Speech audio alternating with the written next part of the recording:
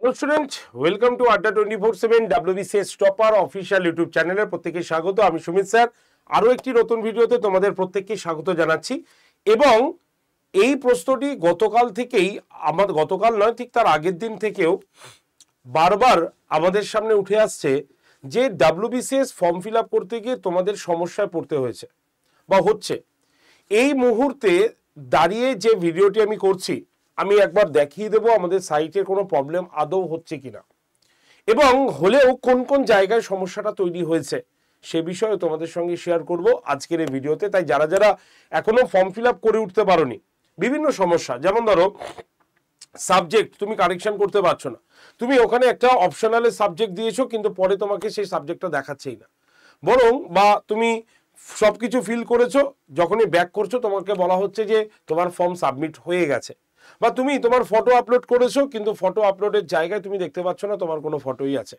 তাহলে এই প্রবলেমের সমস্যার সমাধান কি হতে পারে?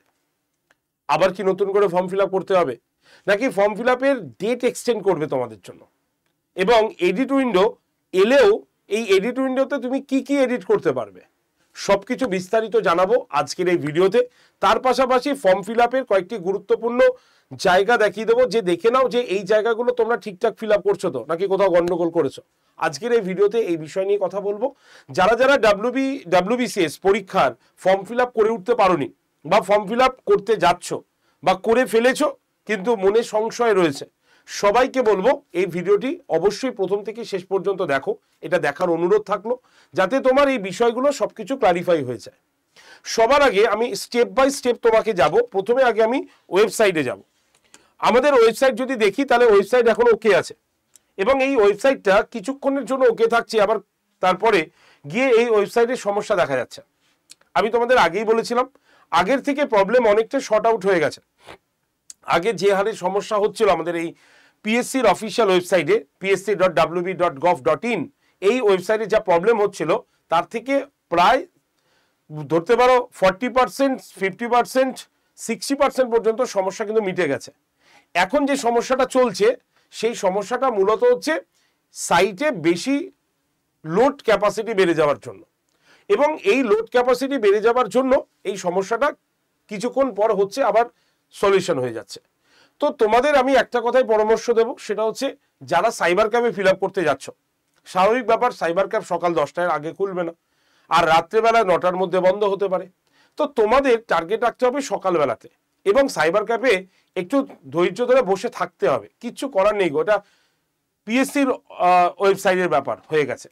তো এই কারণে আমি বসে থাকতে বলছি, যাতে তোমাদের একবারের জায়গায় 4বার 5বার তুমি যখন ট্রাই এগেন করতে থাকবে তখন অটোমেটিক সাইটটা খুলে যাবে।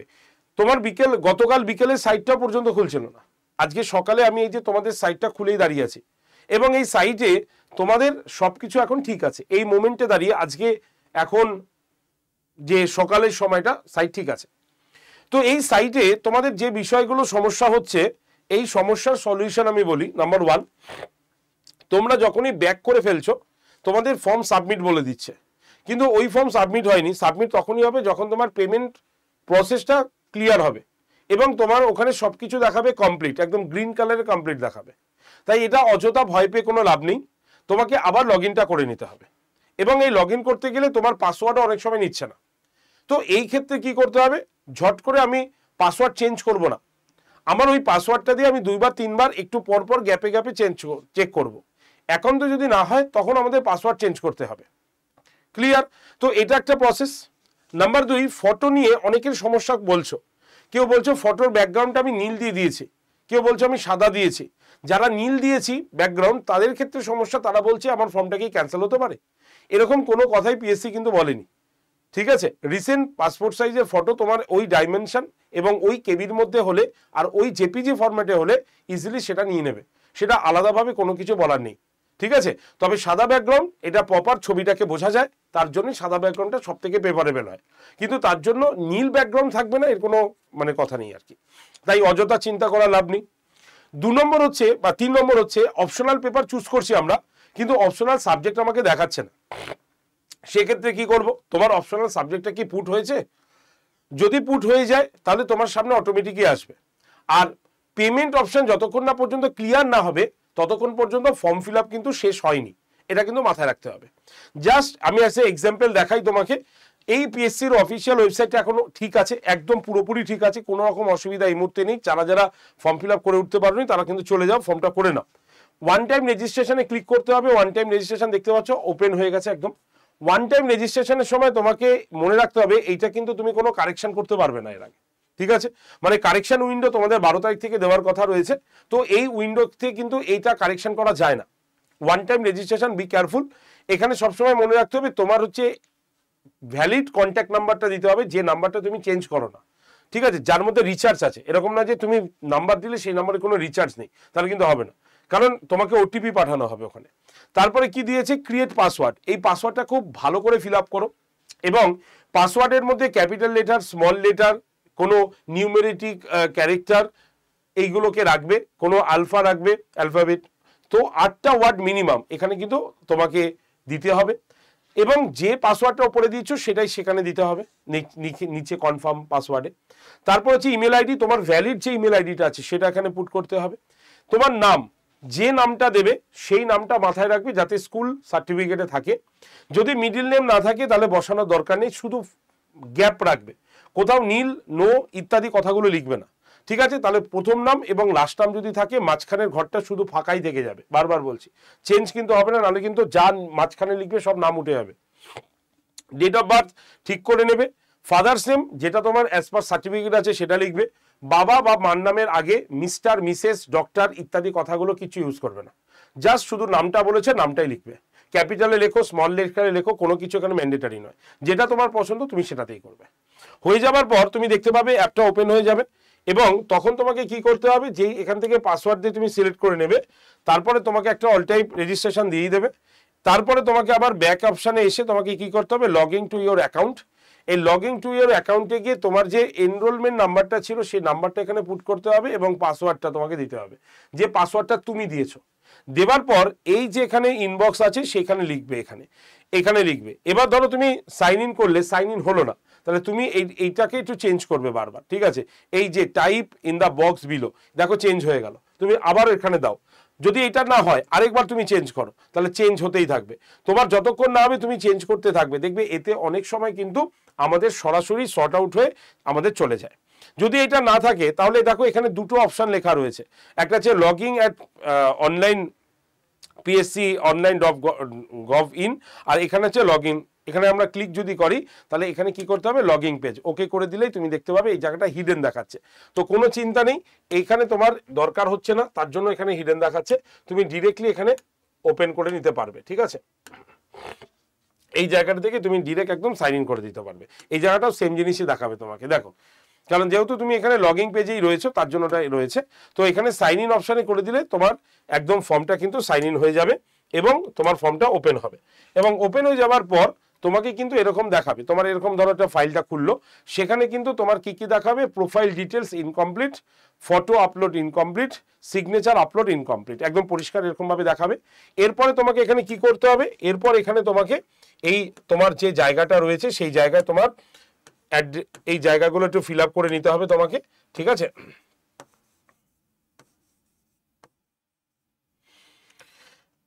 দেখো এখানে তোমার এই জায়গাগুলোকে ফিল আপ করতে হবে, যখন এনরোলমেন্ট নাম্বার অটোমেটিক উঠবে। প্রোফাইল ডিটেলস খুব ভালো করে ফিল আপ করো, যদি এখানে কোথাও ভুল হয় তাহলে তুমি এটাকে চেঞ্জ করতে পারবে, এরকম না যে চেঞ্জ করতে পারবে না, ঠিক আছে?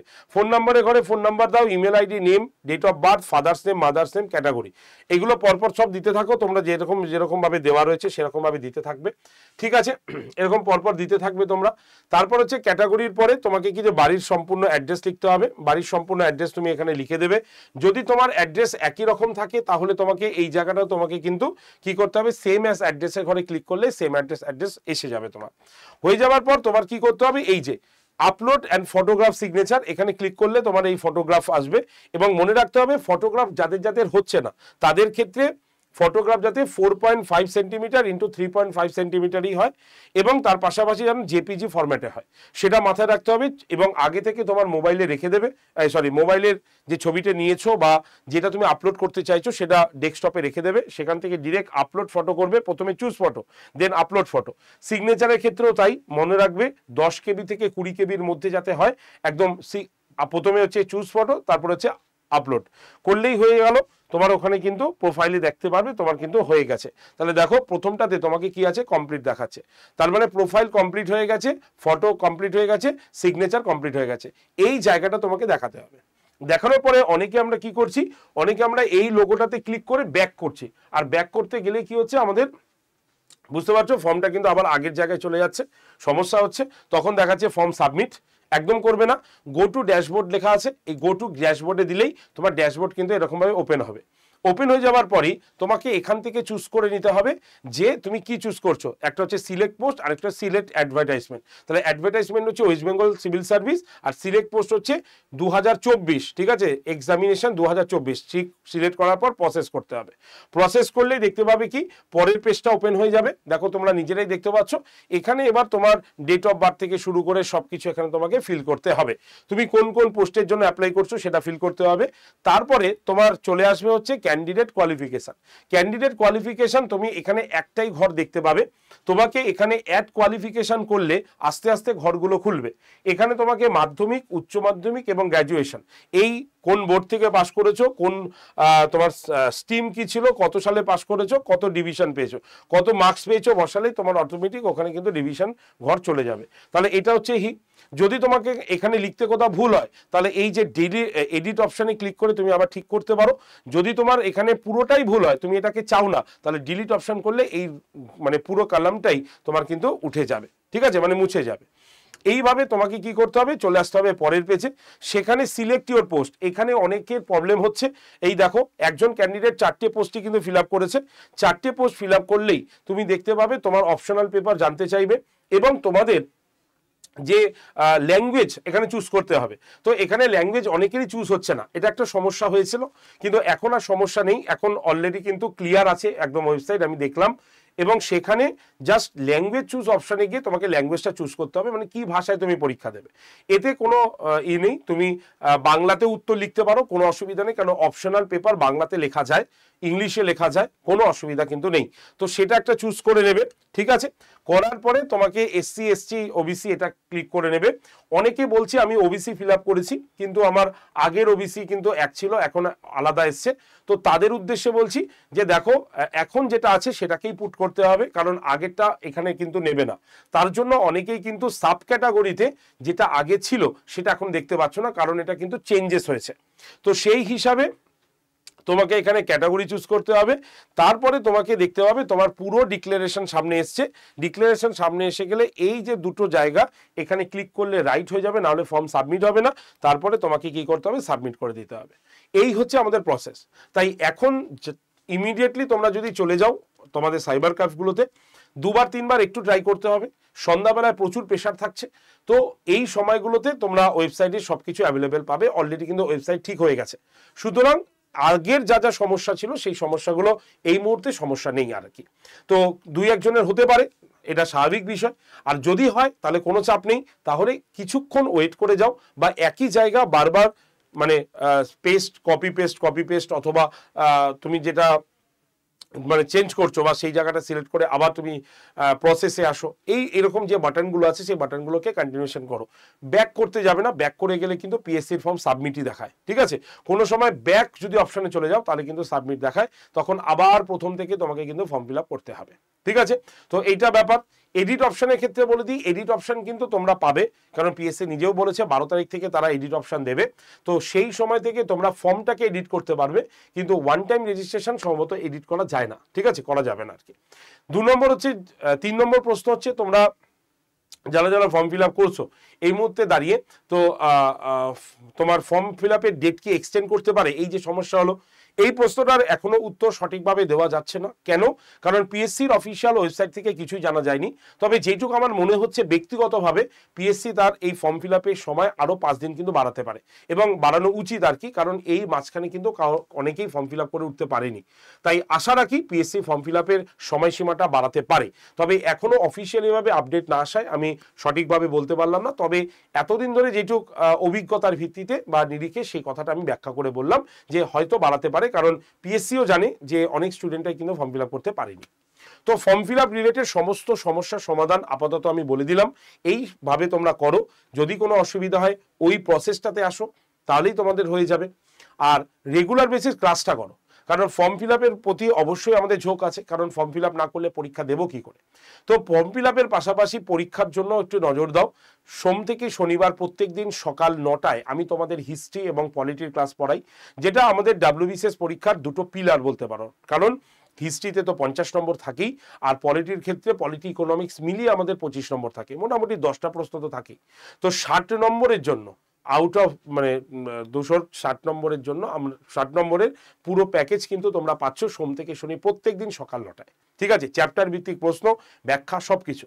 যারা যারা ওই গ্রুপটাতে জয়েন করতে যাও ফ্রি ক্লাস করার জন্য বা ফ্রিতে পিডিএফ নেবার জন্য, তারা এই যে নাম্বারটা লিখে দিচ্ছি, নাম্বারটা একবার তোমরা একটু লিখে নিতে পারো। এই নাম্বারে হোয়াটসঅ্যাপে হাই লিখে পাঠাবে 8013492626। এই নাম্বারটাতে জাস্ট ক্লাসের শেষে এই নাম্বারতে একটা হাই লিখে পাঠাবে, তাহলে তোমাদের কাছে গ্রুপ জয়েন্টের লিঙ্ক যাবে। সেই লিঙ্কে ক্লিক করে তোমরা গ্রুপে কিন্তু জয়েন করে যাবে।